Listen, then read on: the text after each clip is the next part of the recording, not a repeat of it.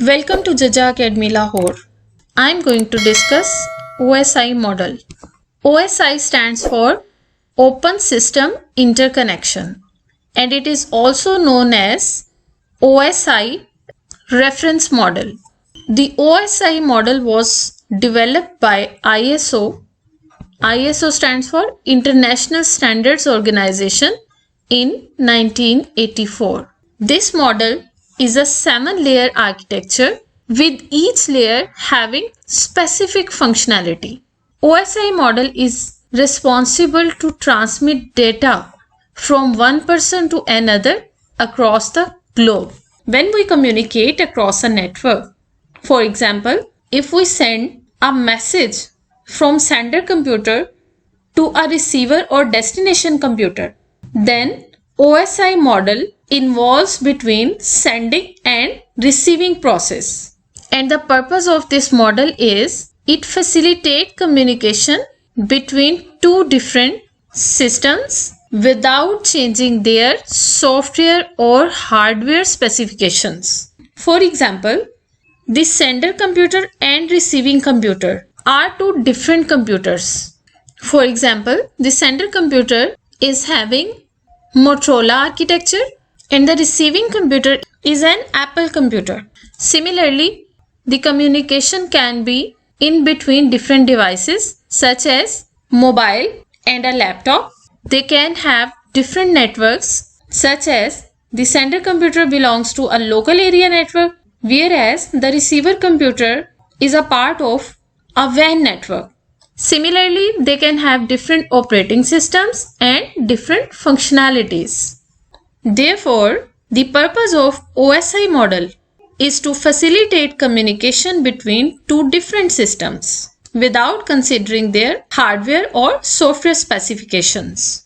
These 7 layers include application layer, presentation layer, session layer, transport layer, network layer, data link layer, and physical layer. These 7 layers are further divided into 3 partitions. The upper layers, which are also known as software layers, the lower layers, which are also known as hardware layers, and there is a central layer which is called heart of OSI model, and that layer is transport layer. So the 7 layers are divided into subcategories according to their functionalities.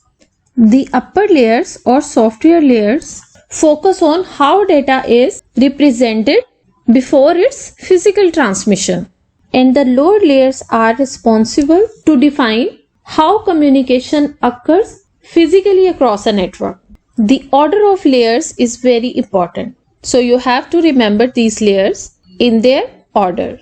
An easy way to remember these 7 layers is remember a phrase: all people seem to need data processing.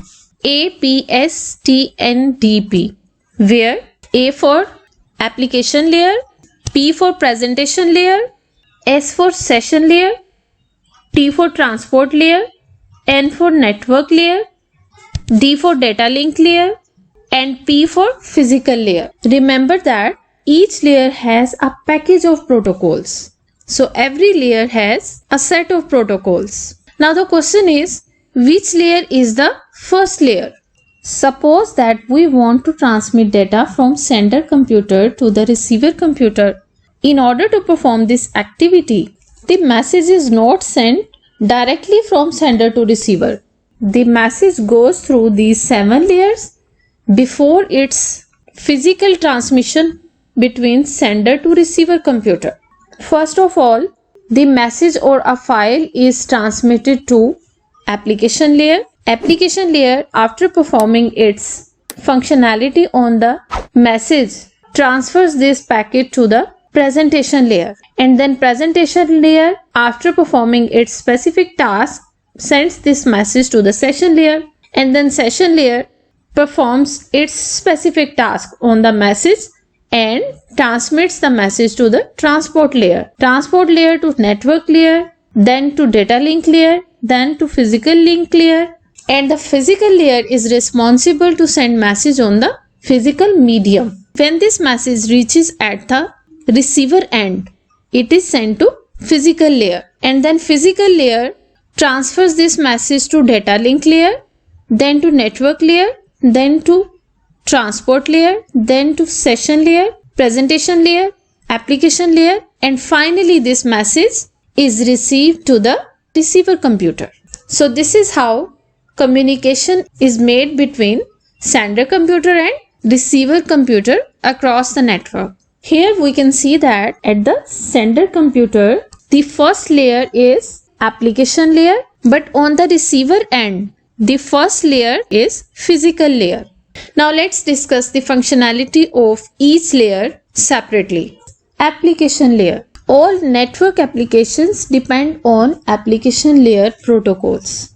And network applications are computer applications that use internet to work correctly. For example, WhatsApp is a network application, Firefox, Google Chrome, Skype. So all these are network applications. And these network applications require application layer protocols to perform their functionalities. For example, the protocol HTTP and HTTPS are used for web surfing, and FTP protocol is used for file transferring. Similarly, the Telnet protocol is used for a virtual terminal. So an application layer with the help of protocols provides services for network applications to perform user activities. The next layer is presentation layer. The presentation layer performs three main functions: translation, compression, and encryption or decryption. The presentation layer receives data from application layer in the form of characters or numbers. After receiving data from application layer, the presentation layer translates this data into binary digits. For example, documents received from application layer are translated to ASCII codes or ASCII codes to ABCD codes. This conversion process is called translation. After translating the data, it is compressed into small number of bits. For example, if the document was 6 MB, then after compression, it was reduced to or compressed to 4 MB. So converting large number of bits into smaller bits is called compression. The purpose of compression is to transfer data fastly across the networks. After compression, the data is encrypted. If data is sensitive, then for its security, the data is encrypted. Encryption is made on sensitive data. And on the receiver side, the encrypted data is decrypted. The next layer is session layer. Session establishment or connection establishment is performed by session layer. The session layer receives data from presentation layer, and after receiving data, session layer performs authentication and authorization. For example, this is a local computer that wants to communicate to this server. The session layer, just before establishing the session or connection between server and client computer, the server will perform authentication. Authentication means the local computer or the client computer will provide its username and password in order to communicate with the server. So right after the successful completion of authentication process, a session or a connection will be established between both computers. And after the connection establishment, the second process, which is authorization process, is performed. For example, in the authorization process, permissions or access rights assigned to user are checked. If authorization is successful, the data or files can be transmitted through this connection. After the session layer comes transport layer. Transport layer, which is also known as heart of OSI model, controls the reliability of communication through three techniques: segmentation, flow control, and error control. The transport layer receives data from session layer And after receiving the data, the transport layer divides this data into smaller data units. And these smaller data units are called segments. The flow control technique controls the amount of data to be transmitted. And in the technique error control, if any error occurs in data transmission, the transport layer handles the errors and retransmits the data.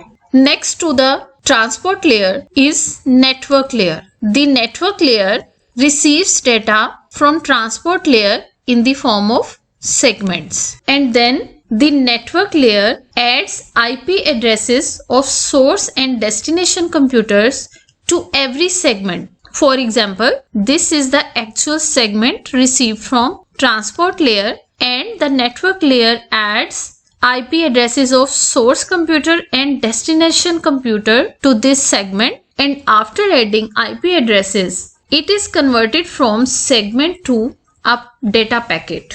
Logical addressing is done on the network layer.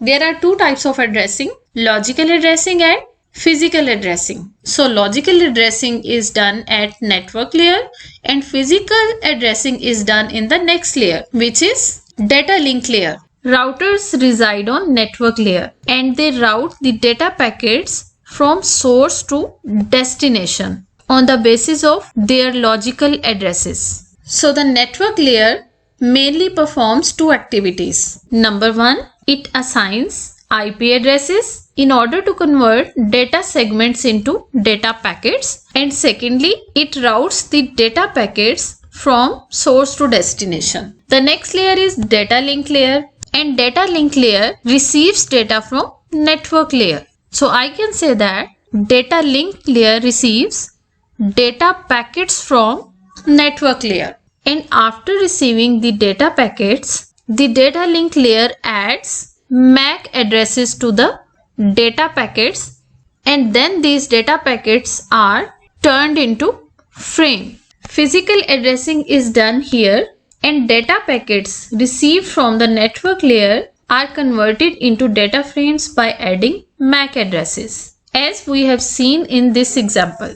The other activity performed by the data link layer is it controls how data is placed and received from the media, and this media is physical medium such as wires, and this activity is performed using techniques called media access control and error detection.